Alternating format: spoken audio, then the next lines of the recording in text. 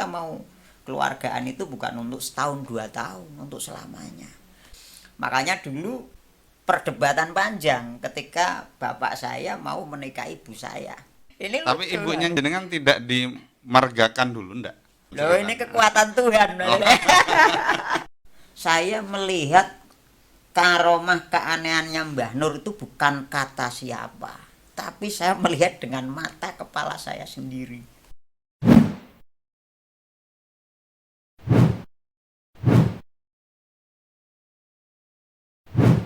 Assalamualaikum warahmatullahi wabarakatuh. Para pemirsa Kedai Bincang dimanapun Anda berada, alhamdulillah kali ini kita berjumpa lagi dengan bintang tamu yang berbeda dengan sebelum-sebelumnya. Dan ini bintang tamunya cukup istimewa karena memiliki rekam jejak yang istimewa, juga memiliki pemikiran-pemikiran pemikiran-pemikiran yang cekatan dan cukup bisa memberi kita motivasi. Siapa dia? Di depan saya sudah hadir Ustadz Denny Abror Panggabean. Selamat malam, Kiai. Selamat malam Pak Yai. Ya Allah, alhamdulillah. Beliau ini, teman-teman sekalian, adalah kakak kelas saya pada waktu kita sama-sama belajar di Pondok Pesantren Lirboyo, dan kebetulan kamarnya juga tidak terlalu jauh. Saya kamar N, jenengan kamar Dulu lantai 2 nggih? Iya, lantai 2. Lantai 2, dan saya sering melihat beliau ini karena memang kamar kita dekat, tetapi tidak tahunya kemudian saya bertetangga dengan beliau ini di Pekalongan. Ketemu di Pekalongan. Ketemu di Pekalongan, alhamdulillah. Dan ini rekam jejaknya istimewa para teman-teman sekalian, para penonton Kedai Bincang, karena beliau ini juga merupakan seorang dai yang kadang-kadang kita mau ketemu saja dengan beliau sulitnya minta ampun. Dan ini sudah pesen 2 minggu yang lalu nggih, Kiai. Pesen 2 minggu yang lalu, alhamdulillah beliau malam hari ini, malam ke-21 Pak Iya, Mas. ini malam 21. Malam ke-21 Ramadan, alhamdulillah beliau bisa hadir di studio Kedai Bincang. Kita ngobrol-ngobrol dengan beliau karena beliau ini nama lengkapnya adalah Denny Abror Panggabean. Yang menarik adalah beliau ini lahir di Pekalongan tetapi punya sebutan Panggabean. Ini Panggabean ini apa sebetulnya, Ki? Iya. Kalau dari bapak saya, itu mengatakan Panggabean itu bani lah istilahnya. Ya. Marga. Kalau kita mengatakan baninya siapa gitu. Marga. Jadi orang Sumatera Utara sana itu sangat fanatik masalah marga. Sampai kita bisa lihat orang mau nikah dengan entah itu putri Sumatera Utara, entah itu putra Sumatera Utara, itu harus orang yang punya marga. Harus orang yang punya marga di sana. Makanya kan kita lihat pernikahannya putri Pak Jokowi. Nah, itu padahal sekelas presiden. Itu ketika mau nikah dengan Bobi Nasution itu ya putrinya Pak Jokowi diambil marga Siregar dulu. Kalau enggak mau orang sana. Jadi fanatik betul masalah marga. Karena mereka menganggap mau berumah tangga itu harus tahu itu dari keluarga mana. Atas-atasannya ya seperti Kanjeng Nabi mengajarkan wahasabiha kan gitu kan. Itu karena mereka berpegang teguh sama itu. Kita mau keluargaan itu bukan untuk setahun 2 tahun, untuk selamanya. Jadi kita harus tahu bibitnya dari mana. Bibit bobot. Nah, itu hasabnya lah Kanjeng Nabi mengatakan wahasabiha dari mana. Makanya dulu perdebatan panjang ketika bapak saya mau menikahi ibu saya. Nah, menarik. Ini Tapi ibunya jenengan tidak dimargakan dulu ndak? Apa? Nah, ini karena ada Ceritanya berpun. loh, ini kekuatan Tuhan. Ini saya katakan Masya Allah. Jadi kan ya ini saya mungkin tahu rahasianya mungkin malah di kedai bincang ini nanti. Nah, di mana? Buka-bukaan di kedai bincang. Iya, di sana-sana saya ditanya ya cuma itu. Iya. Karena kalau saya saya Buka. jelaskan, yo panjang waktunya Iya. panjang. Ini enggak apa-apa ini di jam pohon enggak apa-apa ini. Ya. Jadi dulu bapak saya itu nyantri sama almarhumlah Mbah Wali Nur Moga itu lama. Nah itu ketemunya di sana bapak dengan ibu saya. Mbah Wali Nur Moga. gurunya Mbak Habib Lutfi. Nah, Mbah Lutfi. Nah, di sana itu bapak saya itu malah diajak temen. Dulu bapak saya itu kuliah di Jakarta. Jadi latar belakang dari jalur ayah saya itu orang sekolahan semua. Keluarga ayah saya itu banyak yang di Pertamina. Oh. Bapak saya dulu sudah sempat di Pertamina. Saya dulu lahirnya di Medan saya itu. Oh. Saya itu orang jenenge ayah saya Medan, lahir saya di Medan, tapi saya nggak bisa bahasa Medan. Horas. Iya, Horas. iya. Ya saya nggak heran, wong onta itu lahir di Arab juga nggak bisa bahasa Arab. Saya nggak masalah kalau itu ya. Iya. Metu.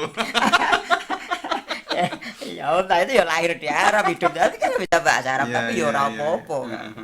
Lah, terus kata bapak saya diajak teman. Ya. Bapak saya waktu itu habis wisuda temannya bilang, oh ini masih ada kiai malah katanya itu wali.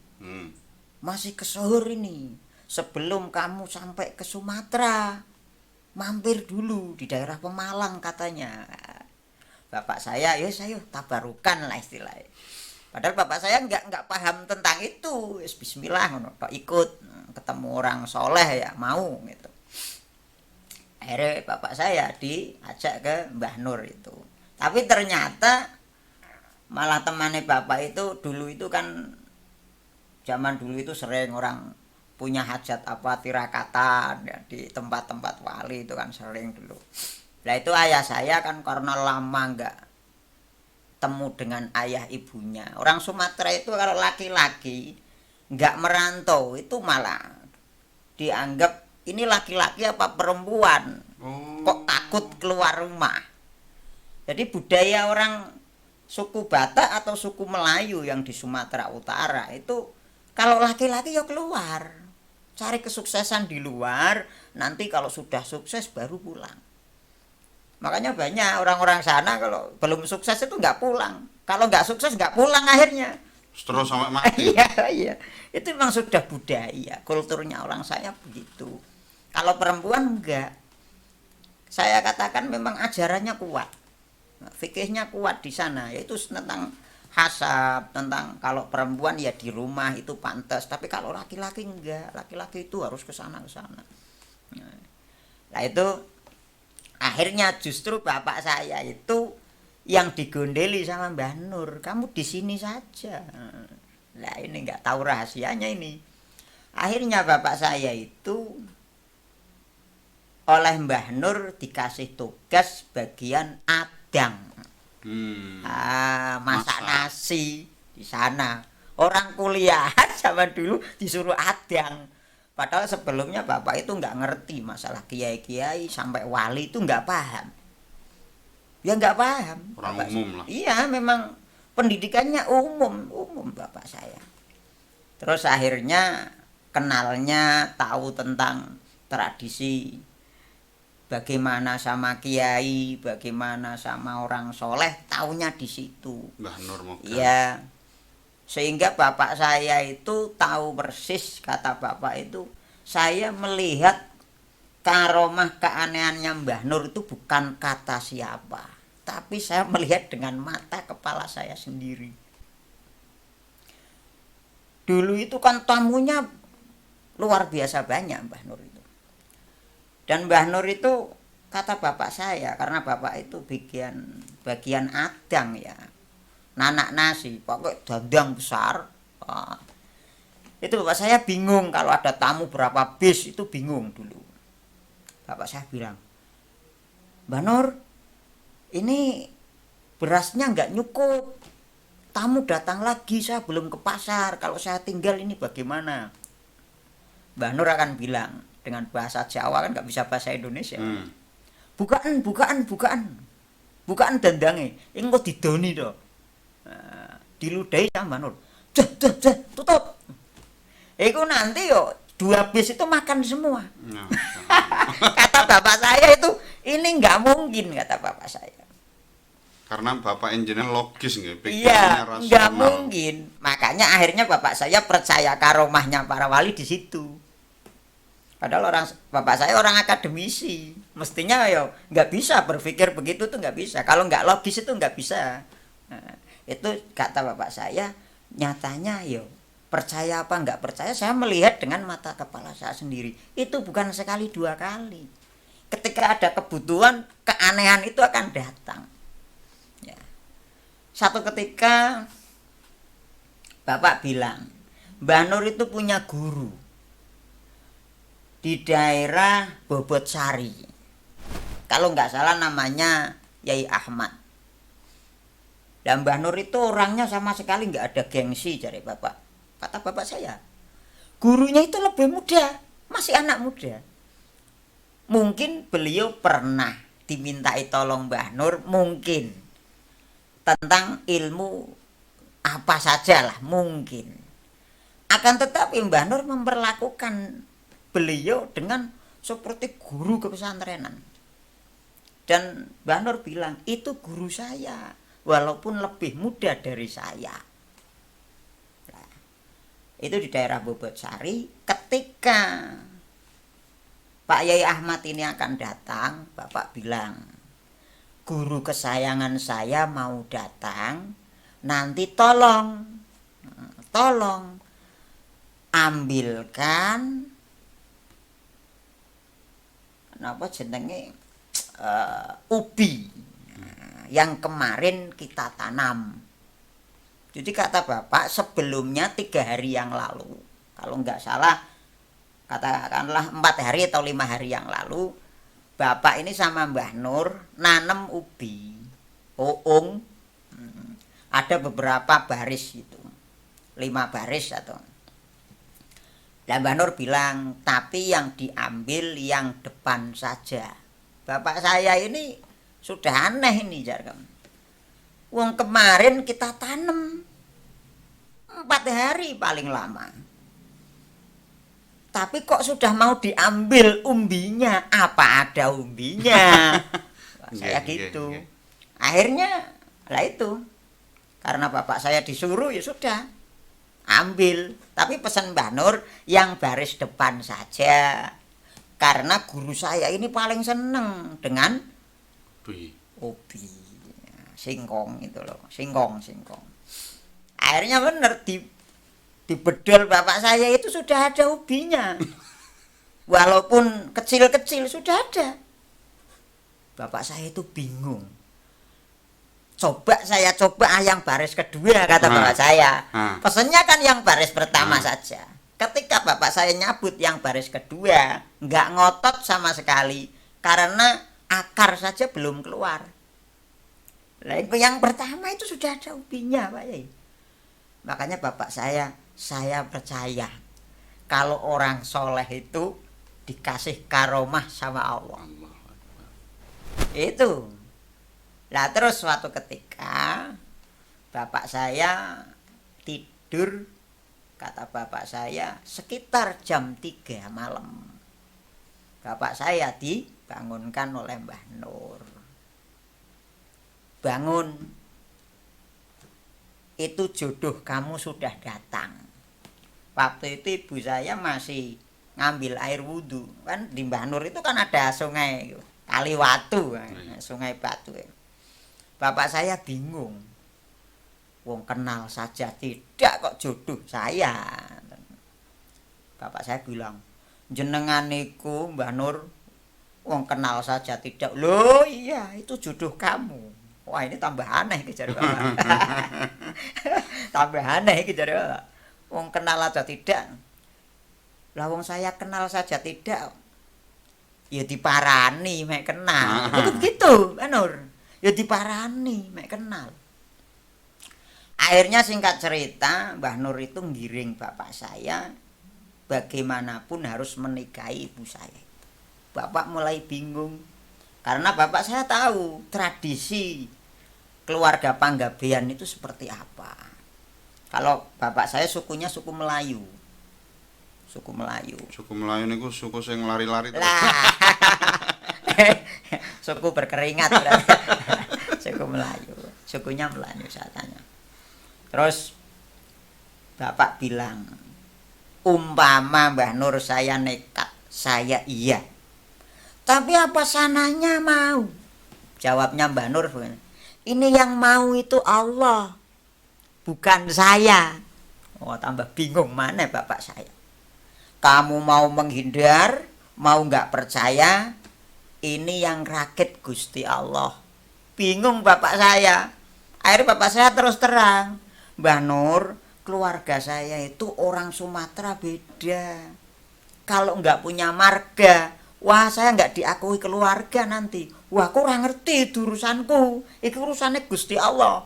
Kamu menghindar juga tetap jodohnya, itu jodoh kamu. Bingung bapak saya. Akhirnya bapak saya pasrah. Wes rapopo wes. Aku nderekaken jenengan. Walaupun nanti saya di keluarga seperti apa, wes kula nderekaken jenengan. Bapak sudah mantap sama Mbah Nur. Temenan, ternyata juga pihak ibu saya, simbah saya laki-laki nggak mau. Kamu itu gimana? Bilang sama simbah saya yang perempuan, nenek saya. Nenek saya dimarahi sama kakek saya. Masa anak perempuan kamu mau kamu nikahkan sama orang Sumatera yang nggak tahu asal usulnya? Iki secara fikih logis, Pak Yai. Nah, kita caranya nelusuri gimana? Dulu belum ada HP. Sudah nyebrang laut. Caranya gimana kalau itu orang baik? Mbah saya bilang yang nenek, caranya gampang. Nggak mungkin Mbah Nur nyarikan orang nggak baik. Itu kata nenek saya. Nenek saya patokane wis Mbah Nur. Saya wis. Sementara cari si mbakku wong Mbah Nur ora tau lunga-lunga. Cari kakek saya. Kalau kamu ngotot mau menjodohkan anak saya dengan saya percaya Mbah Nur kata kakek saya. Tapi bagaimana saya cara menelusuri ke sana? Kakek saya begitu. Kakek dari ibu? Iya, yang dari ibu. Akhirnya kakek saya ngancam. Kalau sampai kamu nekat, saya nggak setuju, saya nggak ridho sebagai laki-laki. Saya mau pulang ke rumah bapak saya. Sampai pulang, pisah ini kakek sama nenek saya. Gara-gara Mbah Nur jodoh kan bapak ibu saya itu loh. Loh, kakeknya jenengan orang mana? Wonoyoso, aslinya orang sini kakek saya. Pucung, Tirto. Mbah perempuan? Asli Wonoyoso. Pisah akhirnya, Mbah kakek saya ke Pucung sana. Marah ceritanya. Wong saya kepala keluarga kok, saya wali mujbir. Cara pikir dia wali mujbir ya. Wali mujbir. Kok nggak dianggap saya? Mbah saya mantep sama Mbah Nur. Wah, cari kakek saya nggak masuk akal. Mbah Nur nggak pernah pergi-pergi, apalagi sampai Sumatera. Masalahnya nggak langsung melihat karomah-karomahnya. Lah iya, sementara karena, bapaknya jenengan langsung. Sampai nanti tradisi keluarga saja bapak saya pikir belakangan. Bapak saya sudah sudah mantep katanya. Mantapnya gini, walaupun saya nanti tidak diakui di lingkungan keluarga, saya nderekaken Mbah Nur. Makanya bapak saya itu mungkin Mbah Nur itu tahu kepolosan ayah saya. Makanya Mbah Nur itu sayang banget. Jadi sampai sekarang saya hubungannya sampai sama cucu-cucu Mbah Nur baik. Alhamdulillah, walaupun setahun sekali saya biasa silaturahim ke sana. Saya dulu waktu saya masih anak-anak yo dikenalkan sama putrane Mbah Nur yang sekarang sudah sedo, Pak Dayat itu ya sudah sedo. Tapi saya yo tetap hubungannya alhamdulillah baik biasa, saling mengenal. Nah ini akhirnya nenek saya Ya. dulu Pekalongan kan pada saat itu katanya saya diceritani sama paman-paman saya ini diceritani saya. Kata paman-paman saya bilang pada waktu itu patoke Pekalongan beliau Al-Maghfurlah Al-Habib Ali. Pada waktu itu. Ya. Terus sama Pringlangu Al-Maghfurlah Kyai Haji Syafi'i. Nah, iku patok loro iku disowani mbah saya.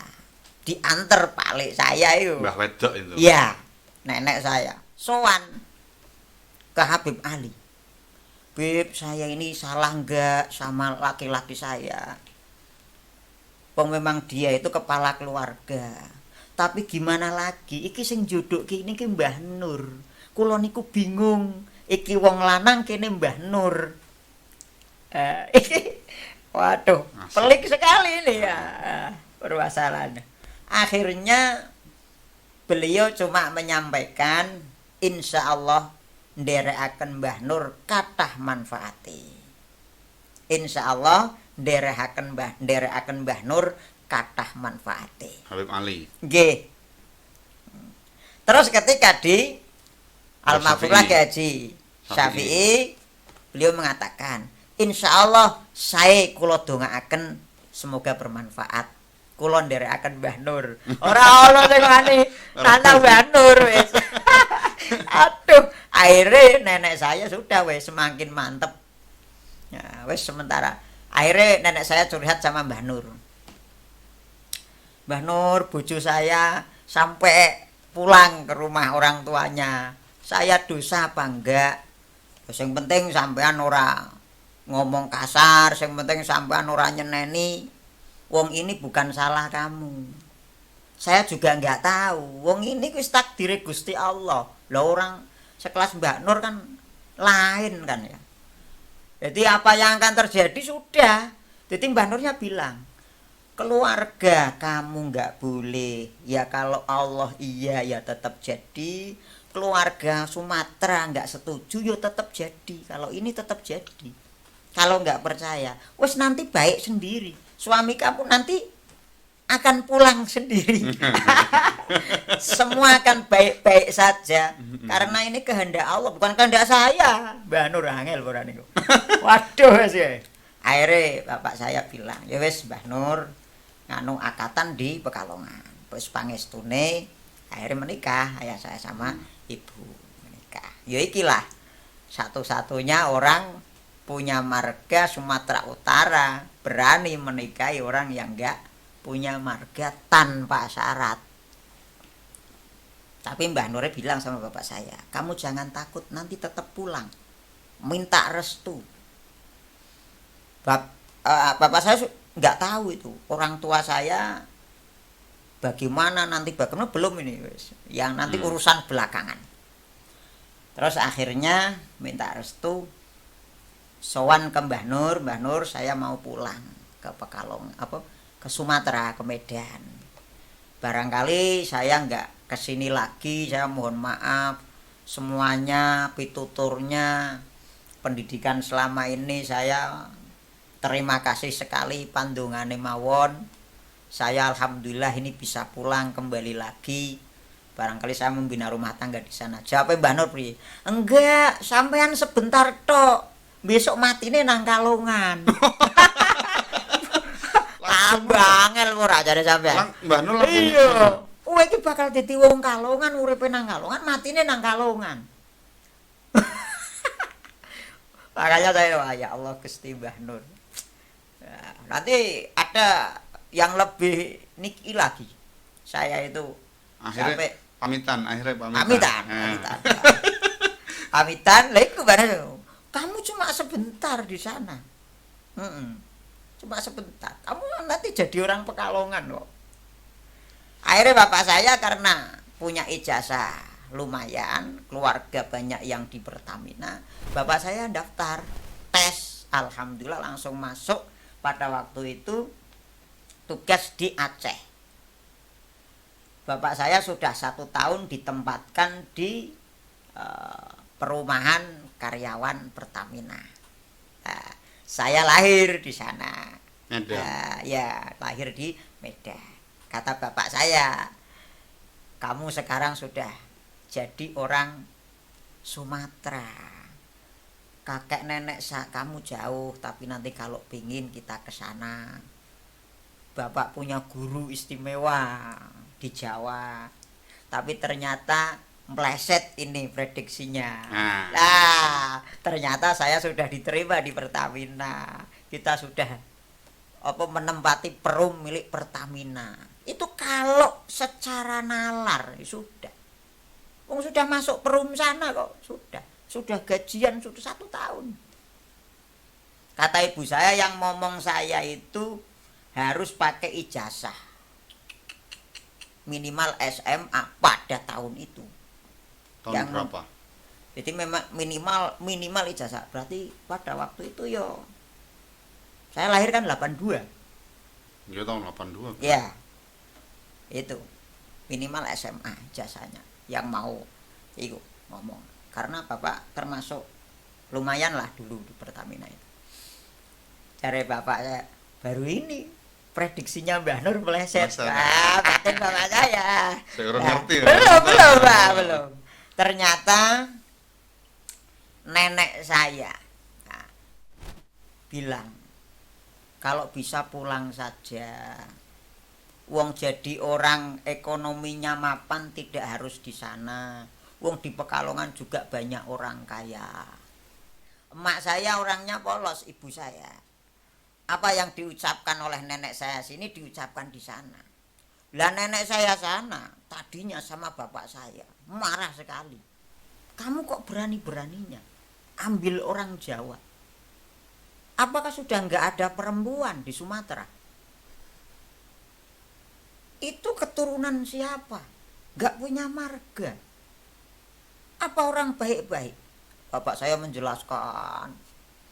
Akhirnya ya itu, kakaknya semua seperti mengucilkan satu keluarga. Dan tapi kan sudah siap, nggih? Sudah siap bapak saya. Pesan Mbah Nur, sabar saja, semua akan baik-baik saja. Setelah nenek saya sini ngebel terus, telegram dulu katanya. Intinya ibunya mulai lilih. Mungkin pikirannya wong dari kecil bapak saya itu nggak pernah sama ibunya. Itu mulai SMP keluar bapak saya.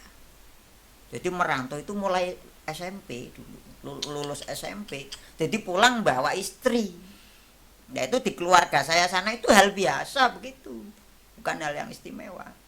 Makanya saya dulu di pondok gitu, nek simak mak saya nilai renglir boyon ku bapak saya marah. Ngono jalanang Pak Luru kepinteran kok diparani terus. Karena dunianya kulturnya tidak begitu keluarganya.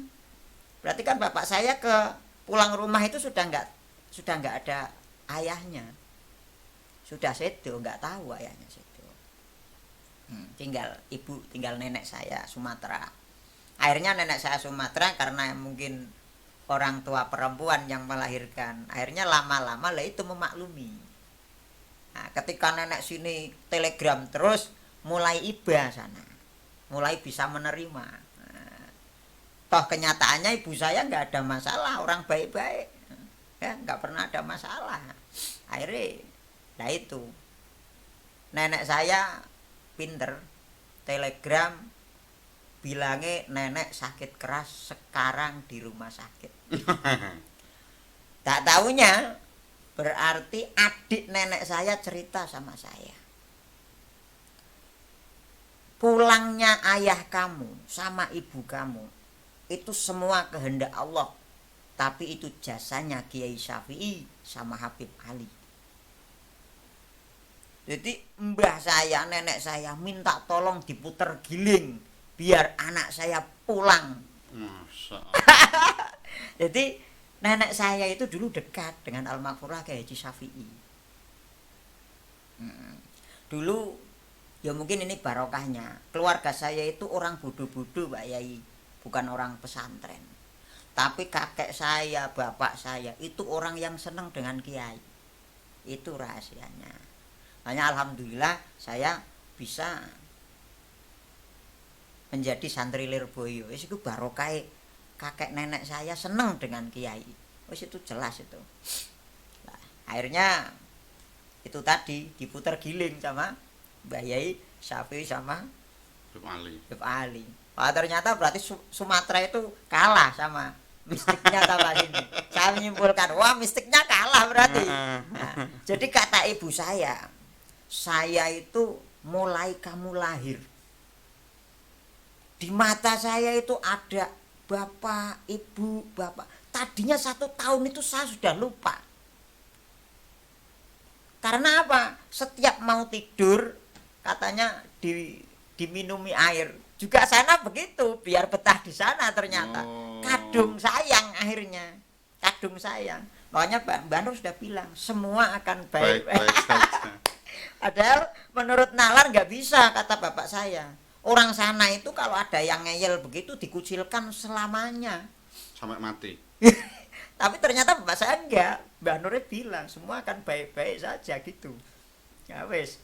Akhirnya ternyata ya kuwi wes. Pangeran aweh menang dongone wong-wong soleh kene iku. Bapak saya bilang sampai kakak bapak saya itu marah. Ibu saya kan Niska. Ibu saya dimarahi. Niska, kamu itu jadi perempuan harus tahu. Suami kamu mendapatkan ijazah untuk masuk Pertamina itu sampai meninggalkan orang tua. Lah kok ketika sudah masuk Pertamina kok dengan mudahnya kamu mau minta pulang karena alasan nggak betah. Kamu 1 tahun itu kan sudah betah, kok tiba-tiba nggak betah? Lah bagaimana tiba-tiba nggak betah diputar giling 1 tahun? Ya, iya. Lho iku makanya saya itu waduh itu ngene patok-patok Pekalongan medeni. Pulang, harus minta pulang ibu saya. Akhirnya bapak saya ngalah. Wes priye maneh wes. Ini istri, anak, terus orang tua sana nenek saya Ibu Haja Siti Nuryam bilang, ya wes priye maneh, yang penting nanti kalau ada kesempatan pulang lagi ke Sumatera. Saya juga nggak tega. Ibu saya sudah bilang memberikan opsi, wes gini aja, kamu kerja di sini, nanti kalau ambil cuti pulang ke Pekalongan. Oh, Pertamina kan mudah semua bisa diatur. Tapi nenek saya nggak boleh yang sana. Kalau mau di Sumatera ya di Sumatera, harus dua-duanya. Kalau mau di Jawa monggo wes, saya rela nggak apa-apa. Ya ternyata semua baik-baik saja.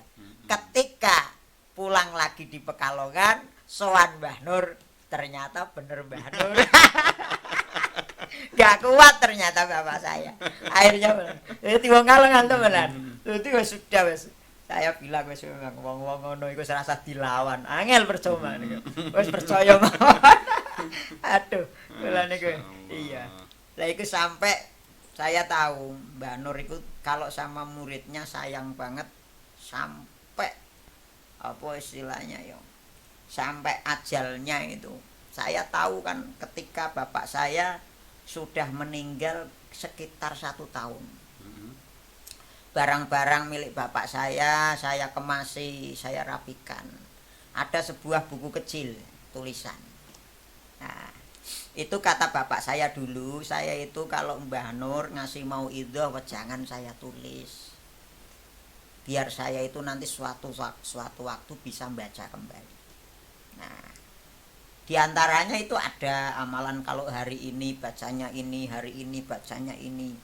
Terus ada lagi ini, saya bilang Mbah Nur itu apa ya? Kitabnya hebat. Yang ada di I'anatul Talibin, nggih. Rumusnya Imam Ghazali nyari Lailatul Qadar. Kalau awal Ramadan hari ini nanti Lailatul Qadarnya tanggal sekian, itu ditulis sama bapak saya. Itu katanya yang ngasih tahu Mbah Nur. Lah pas yang saya kaget sampai saya menangis itu ketika saya baca itu, ternyata Mbah Nur itu sudah memberikan sampai hari naasnya bapak saya itu sudah ditulis di situ. Bapak saya kan orang akademisi. Ada gini, bapak itu nulis Danger Day .2 15 Ramadan. Persis bapak saya nggak ada. Bapak saya nggak pernah tahu itu. Maksudnya? Iya, Danger Day. Jadi ternyata itu Mbah Nur itu ngasih itu hari naasnya bapak. Wafatnya? Iya, itu kan hari bahaya bagi bapak, kematian. Bapak nulis Danger Day .2 15 Ramadan. Persis bapak 15 Ramadan. Kemarin mau saya haul, tapi ternyata crash jadwalnya sama tetangga, saya nggak enak, saya ngalah mundur. Baru tadi sore haul, bapak nggak ada 15 Ramadan. Yes, pandungane sedaya muga-muga bapak kula oleh ridhone Gusti Allah. Nggih, barokah Mbah Nur.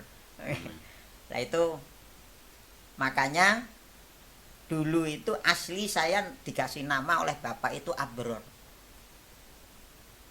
Dikasih nama oleh bapak saya itu saya Abror.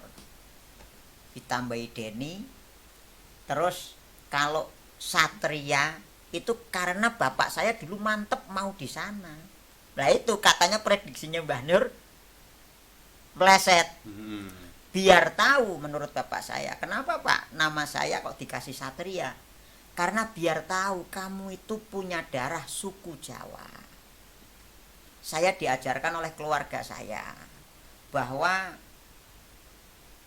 sama atasan, sama kultur setempat itu harus menghormati, harus dihargai. Makanya saya menghargai sukune ibu kamu, saya kasih Satria. Tapi sebetulnya nama kamu itu Abror, Deni Abror. Itu bapak saya dulu begitu. Terus ternyata hidup di sini bapak saya sudah tidak ada. Makanya saya diajarkan bapak saya untuk menghormati leluhur saya. Wong saya di Jawa, ngapain saya pakai Satria? Wong saya orang Jawa. Akhirnya saya ganti diiklal. Jadi ini Deni Abror, panggapian saya menghargai leluhur bapak saya. Mukilat ngoten. Nah, niku diiklal. Bahasane mbiyen nang Lirboyo iku iklal akhirnya. Nah, kalau saya di sana ya saya pakai Satria biar orang tahu saya ini keturunan Jawa, punya darah Jawa. Itu memang keluarga saya sana itu kalau sama budaya sama napa jenenge keleluhur itu kenceng banget. Enggak boleh mengabaikan, melupakan leluhur kita. Kita ada, kita bisa rapi begini itu yo leluhur kita. Ya saya mengamini, saya melihat di tafsir Munir ada pengendikannya Kanjeng Nabi, ana dakwatu Abi Ibrahim. Nah, itu kan Kanjeng Nabi menghargai leluhur. Yo kabeh iki takdire Gusti Allah, tapi ternyata Kanjeng Nabi mengakui, saya jadi pilihan Tuhan itu karena permintaan kakek saya. Saya begini nih karena permintaan kakek saya Nabi Ibrahim alaihi salam. Nah, itu kan karena di Quran itu kan Nabi Ibrahim pingin punya keturunan yang istimewa. Itu ternyata netesin Kanjeng Nabi. Nah, makanya Kanjeng Nabi menghargai leluhurnya. Itu ternyata orang sana itu ya saya pikir fanatik gitu itu mungkin karena itu ajarannya Rasul. Kita itu harus menghargai leluhur kita. Insya Allah begitu. Kalau dari sisi panggabean seperti itu ceritanya. Matur nuwun. Menarik sekali cerita tentang panggabean abahnya panjenengan tadi nggih napa. Yang kemudian yang bisa saya ambil begini Pak Kiai. Ayahanda panjenengan almarhum sinten? Pak Heri Tamrin. Pak Heri Tamrin. Ini dari orang yang rasionalitas, tidak tahu katakanlah unggah-ungguh kepada kiai seperti apa, lalu kemudian totalitas percaya betul kepada kiai dan totalitas percaya betul kepada karomah. Ini sehingga bisa kita ambil pelajaran bahwa kalau kita mencari ilmu, dia harus betul-betul bersanad. Ini menurut jenengan komentar tentang sanad di dalam ilmu ini seperti apa, Kiai?